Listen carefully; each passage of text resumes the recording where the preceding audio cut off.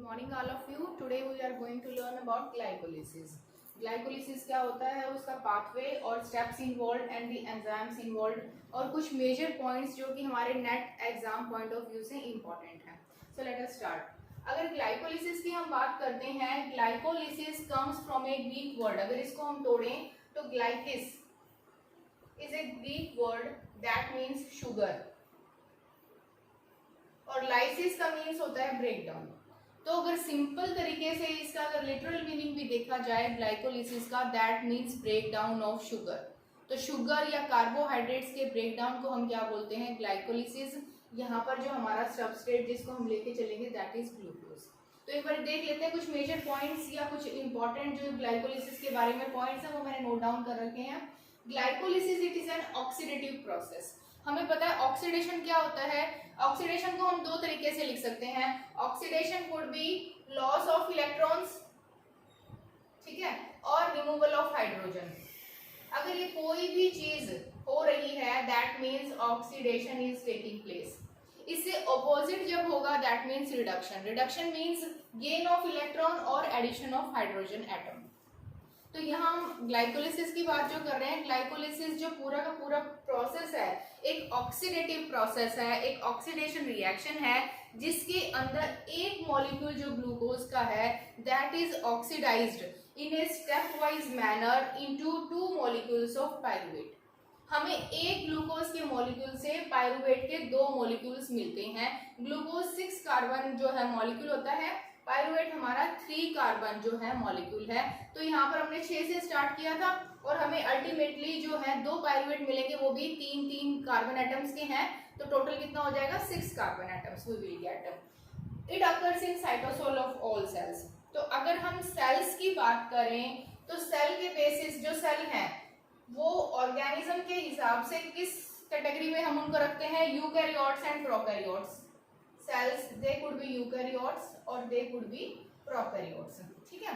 तो अगर prokaryote cell है, प्रोकैरियोटिक सेल आपने जो पढ़ा होगा उसमें कुछ मेजर ऑर्गेनेलिज नहीं होती, न्यूक्लियोइड प्रेजेंट है, ज्यादातर साइटोप्लाज्म प्रेजेंट होता है. But in case of eukaryotic cells हमारे पास साइटोप्लाज्म के अलावा बहुत सारी ऑर्गेनेलिज प्रेजेंट होती हैं, like Golgi bodies, mitochondria, lysosomes, ribosomes, बहुत सारी चीजें प्रेजेंट हैं और एक ट्रू न्यूक्लियस प्रेजेंट होता है. तो अगर यूकैरियोट की बात करते हैं, प्रोकैरियोट की बात करते हैं, दोनों ही केसेस में ग्लाइकोलिसिस जो है वो साइटोप्लाज्म के अंदर होता है. In both the kind of cells glycolysis takes place inside the cytoplasm.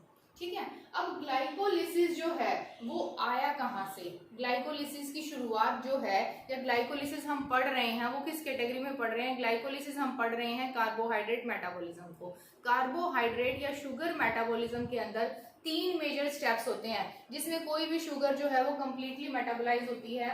वो 3 पाथवे, वो 3 हमारे स्टेप्स कौन कौन से हैं. First is glycolysis. सबसे पहले किसी भी शुगर का जब ब्रेक डाउन या मेटाबॉलिज्म शुरू होता है it starts with glycolysis. Then comes the citric acid cycle, then comes citric acid cycle and then it is oxidative phosphorylation. Then comes the oxidative phosphorylation.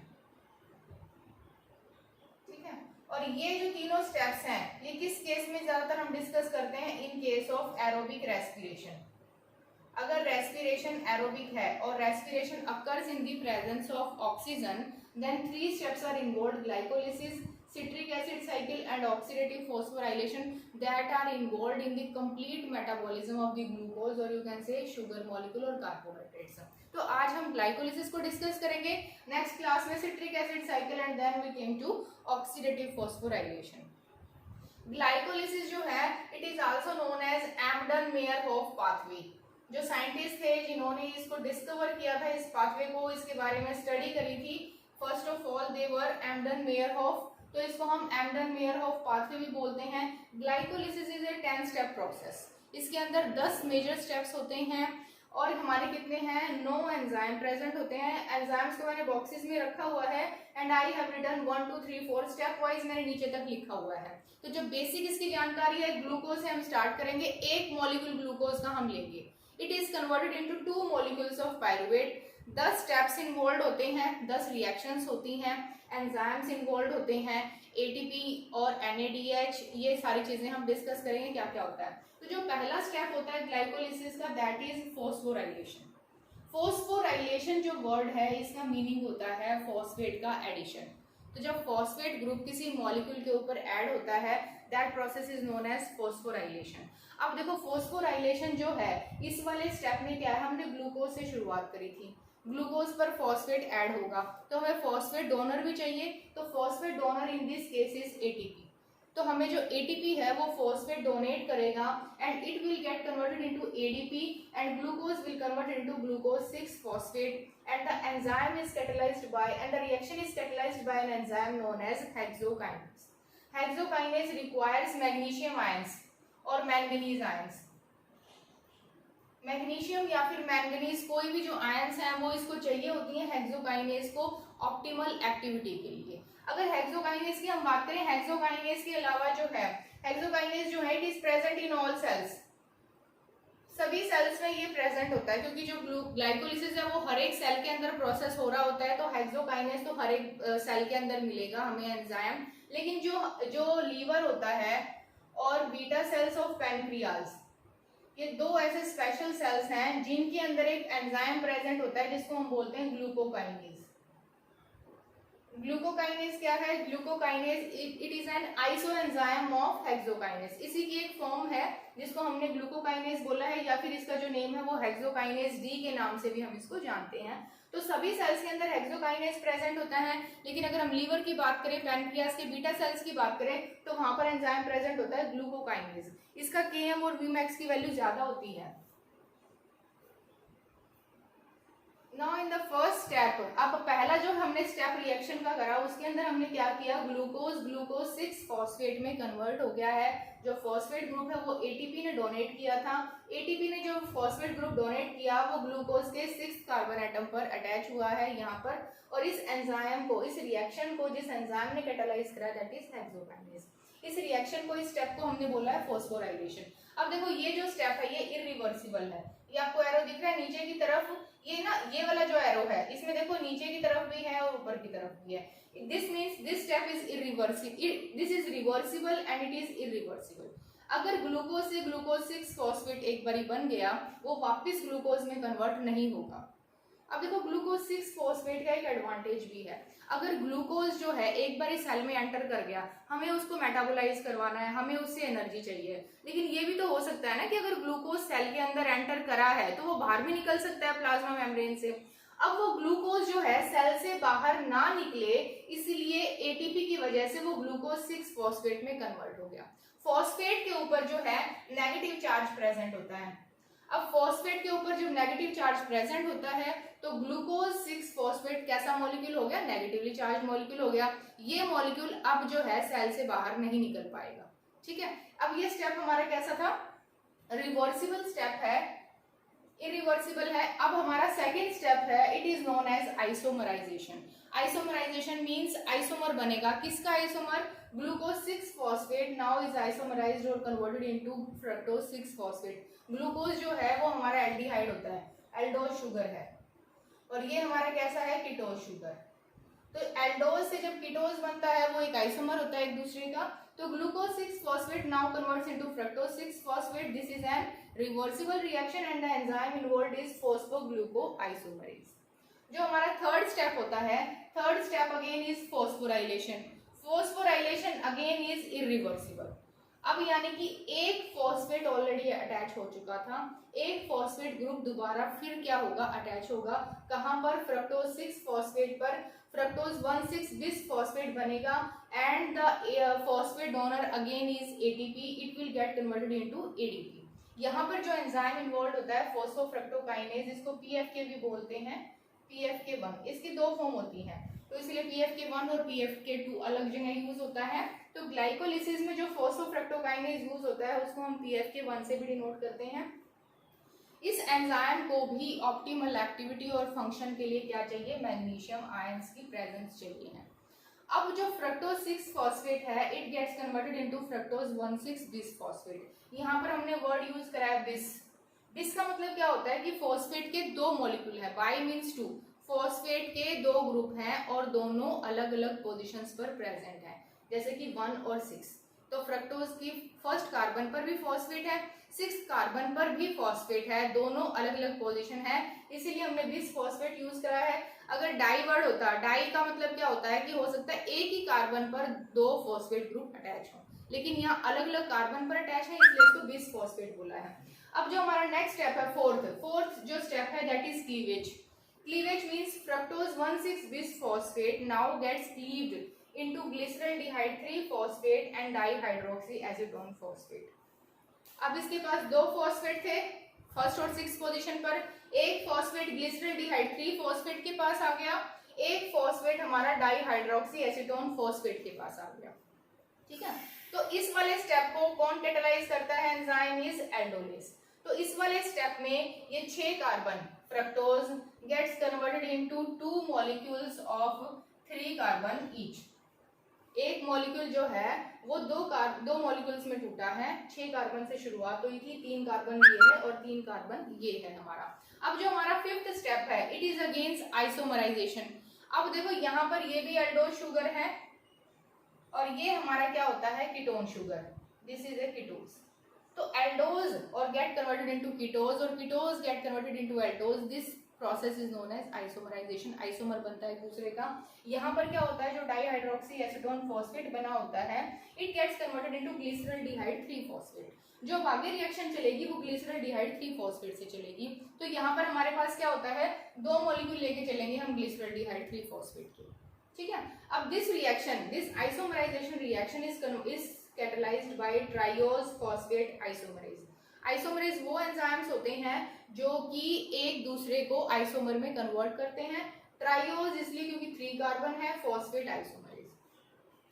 Now in जो ये 5 step हमने अभी तक discuss करे हैं, इन 5 स्टेप को हम क्या बोलते हैं? These 5 steps they are known as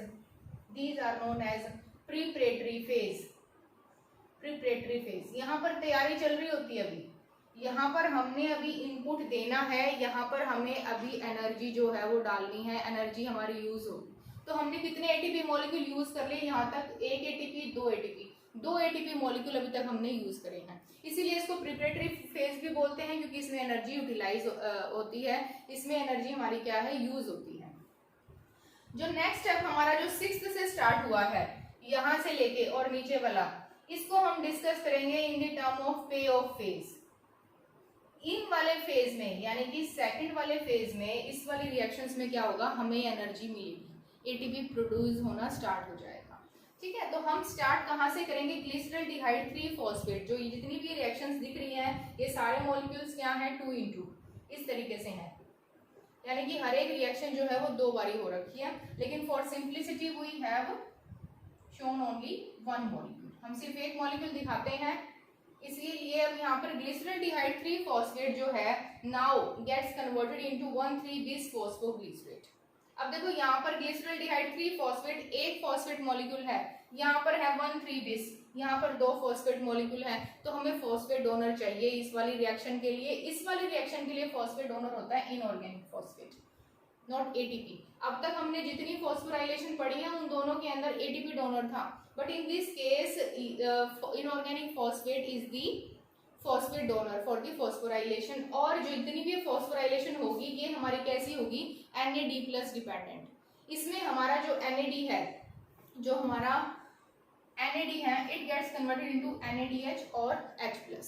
ठीक है, तो अब जो इस वाले स्टेप को कौन कैटालाइज करता है? इस वाले स्टेप के कैटालाइजेशन के लिए जो हमारे पास एंजाइम है, enzyme involved is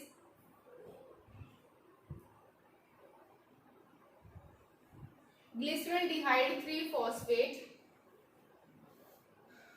I am writing it here. The enzyme involved for the 6th reaction is glyceraldehyde 3-phosphate dehydrogenase. Glyceraldehyde 3-phosphate dehydrogenase। तो हमारा जो ग्लिसरल्डिहाइड 3-phosphate है ये कन्वर्ट होता है 1,3-bis phosphoglycerate में। स्टेप क्या है? रिएक्शन कैसी है? डिहाइड्रोजनेशन रिएक्शन है, इसलिए एंजाइम क्या होता है? डिहाइड्रोजिनेज। तो यहाँ पर ग्लिसरल्डिहाइड में एक इनऑर्गेनिक फॉस्फेट की वजह से एक फॉस्फेट ग्रुप अटैच हो जाता है, NAD+ जो है हमारा NADH H+ में कन्वर्ट हो जाएगा। नाउ द नेक्स्ट स्टेप जो हमारा 7th रिएक्शन है, इसके अंदर हमारा क्या होगा, 1,3-bis phosphoglycerate gets converted into three phosphoglycerate. यहाँ पर हमारे पास दो फॉस्फेट मॉलिक्यूल हैं फर्स्ट और थर्ड पोजीशन पर, यहाँ पर हमारे पास केवल थर्ड पोजीशन पर फॉस्फोग्लिसरेट है। That means one phosphate group has been removed. अब जो फॉस्फेट ग्रुप रिमूव हुआ है वो किसके पास गया है, it has gone to ADP, वो एडीपी के पास गया है। ADP gets converted into ATP. तो हमारे पास ये पहली रिएक्शन ऐसी आती है पूरे ग्लाइकोलिसिस में जहां पर पहली बारी एटीपी बना है। अब जो एटीपी बना है उसके लिए फॉस्फेट कहां से आया था, सबस्ट्रेट से, इसीलिए इस रिएक्शन को हम बोलते हैं substrate level phosphorylation. This is known as substrate level oxidative phosphorylation. Oxidation तो सारा ही स्टेप ऑक्सीडेशन का है और फॉस्फोराइलेशन हो रहा है। फॉस्फोराइलेशन जो हुआ है वो किसकी वजह से हुआ है, क्योंकि सबस्ट्रेट ने अपना फॉस्फेट एडीपी को दे दिया है। That's why this step is known as substrate level phosphorylation. यहाँ पर जो एंजाइम इन्वॉल्व होता है दैट इज फॉस्फोग्लिसरेट काइनेज। अच्छा, एक चीज और, जो काइनेज एंजाइम है, आप लोग जो एंजाइम्स के बारे में पढ़ोगे तो जो काइनेज एंजाइम होते हैं वो किस ग्रुप के अंदर आते हैं, ट्रांसफरेजेस ग्रुप के अंदर आते हैं। जो एंजाइम को हम 6 मेजर कैटेगरीज में जो है क्लासीफाई करते हैं। एक कैटेगरी होती है ट्रांसफरेज की। ट्रांसफरेज एंजाइम का काम क्या होता है कि वो दो मॉलिक्यूल्स के बीच में फंक्शनल ग्रुप या किसी भी ग्रुप को एक दूसरे के ऊपर क्या करते हैं, ट्रांसफर। अगर कोई मॉलिक्यूल ए है उससे कोई functional group suppose phosphate is transfer to B, तो ए से बी पर जब वो ट्रांसफर करेंगे उन एंजाइम्स को हम बोलते हैं ट्रांसफरेजेस। और काइनेजेस उसी का एक टाइप है। यहाँ पर जो काइनेज वर्ड है, काइनेज मेनली फॉस्फेट के लिए यूज होता है। इसमें कौन सा होता है, अगर एटीपी इन्वॉल्व है तो वो हमारा ज्यादातर हम उसको काइनेज की फॉर्म में लेते हैं। अब जो हमारा 1,3-bis फॉस्फोग्लिसरेट है ये 3-फॉस्फोग्लिसरेट में कन्वर्ट हो गया। एक फॉस्फेट मॉलिक्यूल हमारा चला गया है एडीपी के पास और एडीपी से हमारे पास क्या आ गया, एटीपी आ गया है। ये पहली रिएक्शन है, 7th जो रिएक्शन है ये पहली रिएक्शन होती है ग्लाइकोलिसिस में जहां पर पहली बारी हमें कुछ मिलता है। अभी तक तो हमने सिर्फ दिया है, यहाँ पर भी एटीपी यूज किया, यहाँ पर भी एटीपी यूज करा है, यहाँ पर हमें क्या मिलेगा, एटीपी मिलेगा। इससे पहली वाली रिएक्शन में हमें NADH और H+ भी मिला था।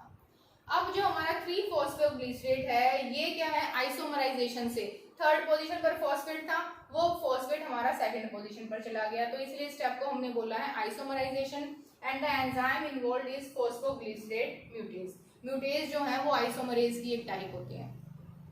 Now in the next step जिसको हमने डिहाइड्रेशन भी बोला है, इसका मतलब डिहाइड्रेशन का मीनिंग क्या होता है, water, and D means loss of water. In this step water is removed, water remove हो जाएगा। 2-फॉस्फोग्लिसरेट जो है 2-फॉस्फोग्लिसरेट now gets converted into phosphoenol pyruvate।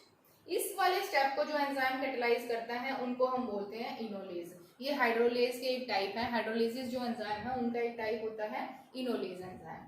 Now phosphoenol pyruvate is converted into pyruvate. This is the final step of the glycolysis. This step is irreversible।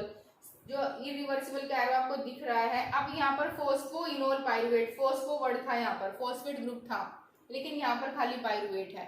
तो इसका मतलब क्या है कि ये जो फॉस्फेट ग्रुप है ये किसी को डोनेट किया है सबस्ट्रेट ने पाइरुवेट में कन्वर्ट होने से पहले, तो ये किसको डोनेट करता है, एडीपी को, और एटीपी मिलेगा। ठीक है, तो हमारे पास अब ये दूसरी रिएक्शन आई है जहां पर हमें एटीपी मिला है। This reaction is catalysed again by pyruvate kinase. Kinase जहां पर भी काइनेज आया है वो वही वाली रिएक्शन है जहां पर जो है फॉस्फोराइलेशन वाला पार्ट हो रहा है। पहले यहाँ पर भी काइनेज आया है इस वाले स्टेप में, थर्ड स्टेप में again kinase, then on 7th and then on 10th।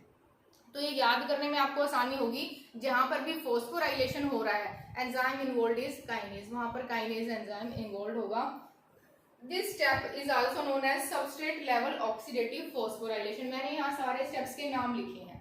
ठीक है, अब इसके अलावा कुछ इंपॉर्टेंट जो पॉइंट्स हैं जो हमें पूरे एक इसके बाद जो डिस्कस करने वो है, एक जो स्टेप है that is 6th step oxidation वाला, ये वाला स्टेप। इसमें जो हमारा एंजाइम है वो कौन सा होता है, ग्लिसरॉल्डिहाइड 3-फॉस्फेट डिहाइड्रोजनेज।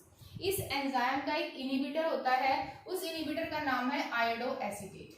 ये आयोडो एसीटेट जो है ये इस एंजाइम को क्या करेगा, इनिबिट करता है। This is the symbol for inhibition. तो ये जो आयोडो एसीटेट है इस एंजाइम को इनिबिट करता है, इसका इनिबिटर है। ये क्या करता है, इस एंजाइम की जो एक्टिव साइट है उसमें sulph hydel SH group present होता है, उसको कोवलेंटली जो है बाउंड करके उसको जो है एक तरीके से ये इनएक्टिव कर देता है एक्टिव साइट को। तो iodo acetate it is a potent inhibitor of glyceraldehyde 3-फॉस्फेट।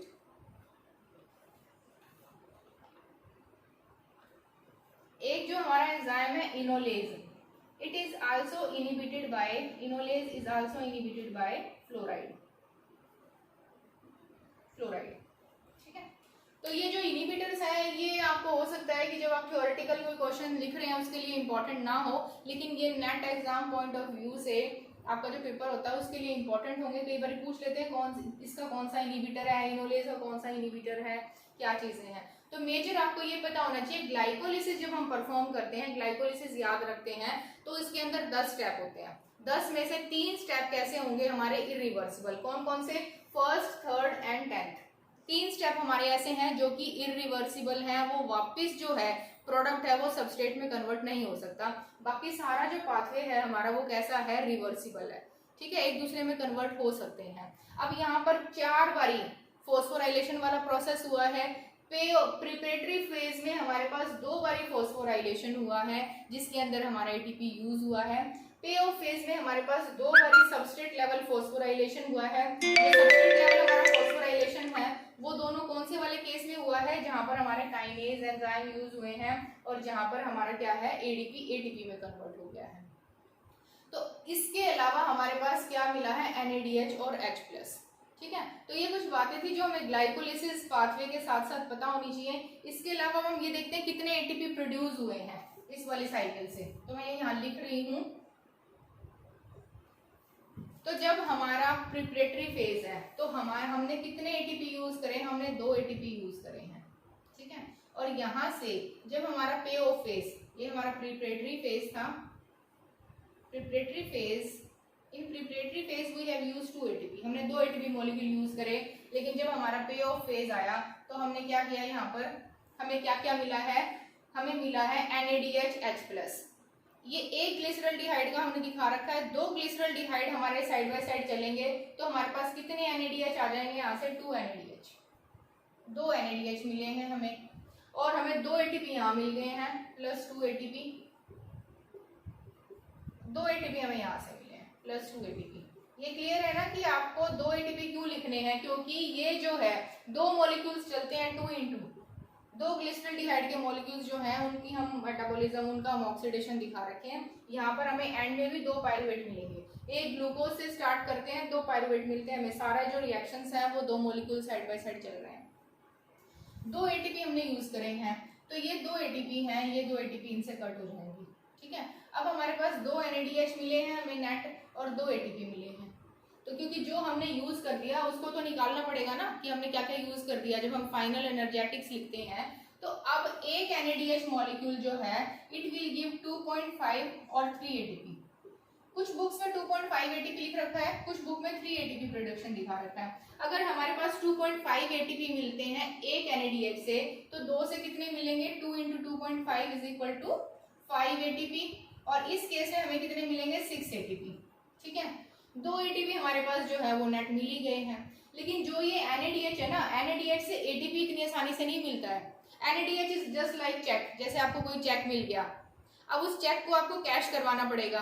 अब कैश करवाने के लिए you have to go to bank, आपको बैंक जाना पड़ेगा। इसीलिए NADH को एक प्रोसेस से गुजरना पड़ता है जिस प्रोसेस को हमने बोला है ऑक्सीडेटिव फॉस्फोराइलेशन। तो ऑक्सीडेटिव फॉस्फोराइलेशन के बाद जितने हमारे ये रिडॉक्स जो हमारे ये बनते हैं NADH है, FADH2 है, वो किस में कन्वर्ट हो जाते हैं अल्टीमेटली एटीपी में।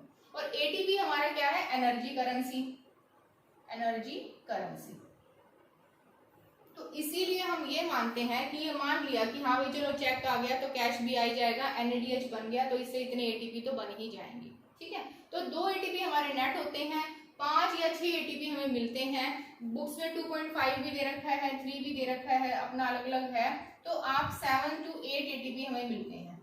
ठीक है, तो इतने एटीपी हमें किससे मिल जाते हैं, ग्लाइकोलिसिस से मिल जाते हैं। और इतने एटीपी कब, जब हमने अपना खर्चा निकाल लिया। खर्चा निकालना मतलब हमने प्रिपरेटरी फेज में जितने यूज करे थे वो हमने ऑलरेडी कट कर चुके हैं। हमने 2 एटीपी डाले थे, 2 एटीपी निकालने के बाद हमें 7 या 8 एटीपी मिल जाते हैं। ठीक है, तो इस वाले एनर्जेटिक्स वाले पाथवे में हमें सिर्फ ये बताना होता है किसी भी प्रोसेस में कि कितनी हमारे एनर्जी गेन हुई है, हमने कितना लगाया था और हमें कितना मिला है। अब वो लगाना और मिलना किस फॉर्म में, in the form of ATP produce, कितने एटीपी हमारे पास बने हैं। तो जो हमने जो ग्लाइकोलिसिस वाला पाथवे करा था, ये मैंने क्लास स्टार्टिंग में ही बोला था आपको कि जब हम ग्लाइकोलिसिस की बात कर रहे हैं, ग्लाइकोलिसिस के बाद एक हमारा अगला पाथवे आएगा जिसको हमने बोला टीसीए साइकिल और सिट्रिक एसिड साइकिल और ऑक्सीडेटिव फॉस्फोराइलेशन। तो ग्लाइकोलिसिस जो परफॉर्म हुआ है, ग्लाइकोलिसिस में ग्लूकोज से पायरुवेट बनेगा। अब ये पायरुवेट जो है वो कन्वर्ट होगा कार्बन डाइऑक्साइड और वाटर में, और इस वाले लास्ट स्टेप में ऑक्सीडेटिव फॉस्फोराइलेशन में क्या होता है कि जितने हमारे पास ये चेक आए हैं, जितने NADH और FADH2 आए हैं, इनको हम कन्वर्ट करेंगे एटीपी में। ठीक है, तो जब कोई भी शुगर मॉलिक्यूल जो है हमारा मेटाबॉलिज्म के लिए जाता है, in case of aerobic cell, तो एरोबिक सेल में उसको 3 प्रोसेस से गुजरना पड़ता है, ग्लाइकोलिसिस, टीसीए और ऑक्सीडेटिव फॉस्फोराइलेशन। तो अब हमने ग्लाइकोलिसिस डिस्कस करा है, इन दी नेक्स्ट क्लास और lecture we will discuss about TCA cycle. इसके अलावा अगर आपको कोई भी क्यूरीज हैं तो आप पूछ सकते हैं, कुछ नेट पॉइंट ऑफ व्यू से जो है कोई भी अगर आपको पूछना है तो आप पूछ सकते हैं। Thank you.